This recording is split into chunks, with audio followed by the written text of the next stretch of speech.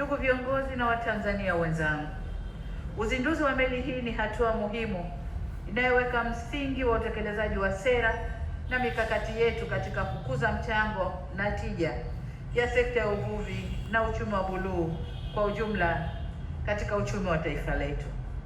Hatua hii inaakisi maono na mabadiliko ya kimkakati katika udhibiti na usimamizi wa rasilimali za Bahari Kuu.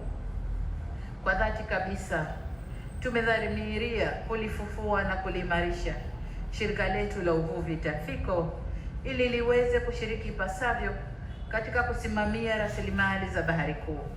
Kwa muda mrefu, uvunaji wa rasilimali za Bahari Kuu umekuwa unafanywa na meli na makampuni kutoka nje ya nchi yetu.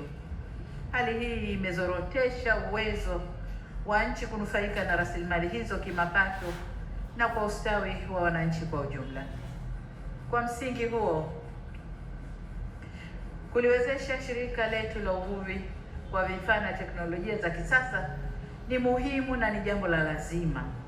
Tunaendelea kufanya hivyo kwa lengo la kuiwezesha nchi na wananchi kwa ujumla kunufaika na fursa zitokanazo na rasilimali za uvuvi wa Bahari Kuu ambazo ni pamoja na kukuza fursa za ajira kwa vijana wetu, kuongeza mapato ya serikali, kuboresha lishe na afya za watu wetu na kuimarisha mnyororo wa thamani na ugavi katika sekta nyingine za kiuchumi.